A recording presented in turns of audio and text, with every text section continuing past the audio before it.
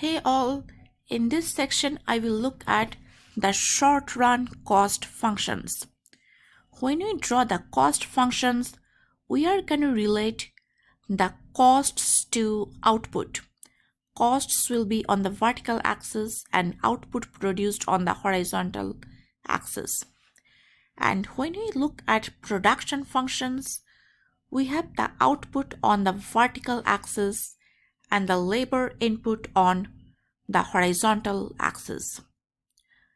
So this short run cost curves depends on the cost of inputs the firm uses to produce output. I have some examples of costs.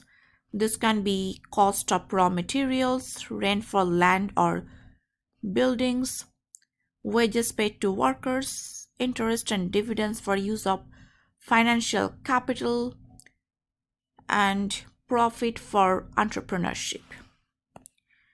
Now let's look at the total fixed cost and total variable cost. So we are going to look at the cost functions. So fixed cost is something that does not really change with the level of output. So this would look like a horizontal straight line. No matter how much output you are producing, the cost should, or rather the total fixed cost should stay the same. So fixed cost is basically the cost of the fixed inputs. It can be rent, research and development, equipment maintenance, insurance, etc. Now variable cost, take a look at this. This is basically the cost of the variable inputs. Example, wages to workers. If nothing is produced, total variable cost is 0. As we keep on increasing the output level, the total variable cost keeps going up. Now, total cost is a summation of total fixed cost and total variable cost. We will use these abbreviations from now on. Take a look at these three cost curves. We have the total fixed cost that is fixed at 100. No matter how much output is produced, the total fixed cost is always $100. Look at 0 units of output. When we are producing 0 units of output, the total variable cost is equal to 0 and the total cost will be equal to the total fixed cost, which is $100. So this total cost line, which is the blue line here, this always starts from the total fixed cost line. Now take a look at output level 1. Here the total fixed cost is 100 and the total variable cost is 100 as well, because my total cost is 200. From that I can take off the total fixed cost and I will be left with the total variable cost.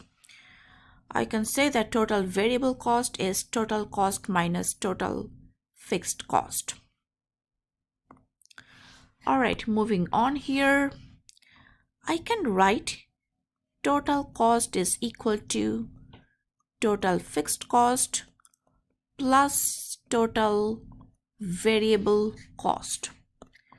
Now the next thing I will do is divide everything by Q, and Q is what? Q is the output level. That means how much is produced. So this total cost over Q, this is called the average total cost. Total fixed cost over Q is the average fixed cost, and total variable cost over Q, that is the average variable cost. Now we have the marginal cost, which is change in total cost over change in output level. This sign delta is for change. Okay. Now take a look at the short run cost schedules. Column 1, we have the total output level, which increases from 0 to 10. Now the total fixed cost, that's in column 2. This does not really change no matter how much output is produced. Now total variable cost is the next one, that's in column 3. This keeps increasing as we keep increasing the level of output, and for 0 output, total variable cost is equal to 0 and total cost is equal to total fixed cost. Okay, as we saw from this graph above, I know I told you here total variable cost is 100 because this is 200 here. I know in this one the schedules, they're telling us this is 190, but graphically this really, to me, it was looking like 200. So the graphs really tell us that total variable cost and total cost, these two are increasing, and definitely total variable cost is below the total cost graph because the total cost has something extra, that's the total fixed cost. All right, coming back here, so this stays the same, this one keeps increasing, this one keeps increasing. Now take a look at this average fixed cost. How are we getting this average fixed cost numbers? I can relate total fixed cost and average fixed cost. So for the first unit of output, the average fixed cost is 100 over 1, that's 100. For the second unit is 100 over 2. So this is how we get this average fixed cost numbers. As you can see here, this average fixed cost numbers keeps going down. The reason for this is the fixed cost, this one is 100, and we keep on dividing 100 by larger and larger denominators, so this is bound to go down. Now when we look at average variable cost, we can relate the total variable cost to this one, columns 3 and 6. So I can divide 90 over 1, 170 over 2, 240 over 3, 300 over 4 and get this average variable cost numbers. Looks like this goes down initially, reaches a minimum. After that, this keeps going up. The average variable cost goes up because of diminishing returns. Okay. All right, now take a look at this average total cost numbers. I can relate this, let's see, total cost to average total cost. I can divide each of these numbers over higher and higher levels of output. I can do that. This is one way of calculating the average total cost. There is another way of calculating the average total cost. This is adding up the total variable cost and the total fixed cost of production. So what can we say about the shape of the average total cost? This keeps going down, reaches a minimum, and then increases again, like similar to the average variable cost. So both of these curves should be U-shaped. Now look at the marginal cost curve. Here I'm going to relate the total cost to this one.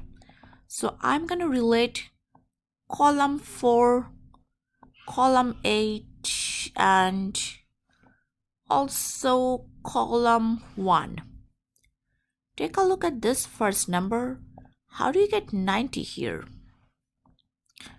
So look at this total cost numbers. So this 90 I get by change in total cost. 190 minus 100 over 1 minus 0. The second number is 80. I get this from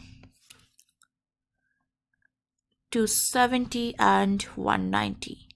So this is 270 minus 190 over this 2 minus 1. So on and so forth. As you can see here, the marginal cost curve, so this also goes down, the numbers reaches a minimum and then goes up. Now let's look at the shapes of these graphs. Average fixed cost keeps going down, and this does not really touch the axis, but this keeps decreases asymptotically. That means never reaching the axis. Now the average variable cost and the average total cost, all of this are U-shaped curves. So I can say average total cost is equal to average fixed cost and average variable cost, or we can say average total cost minus average fixed cost is equal to average variable cost. Now take a look at this next graph here. Looks like the marginal cost is cutting the average variable cost at one point, and also the average total cost at another point. So at this point, average variable cost is at its minimum point, which we can check from the cost schedules, and when the marginal cost curve cuts the average total cost curve, the average total cost curve is at its minimum point. So here are some observations which we can look at. You can look at in your whenever you want to. I want to go ahead and look at the last relation here between the production functions and the cost functions. When marginal productivity is at its maximum, marginal cost is at its minimum. When average product is at its max, average variable cost is at its minimum. Whenever marginal productivity is cutting average productivity curve, average productivity is at its max point, and this will be the point where marginal cost cuts the average variable cost.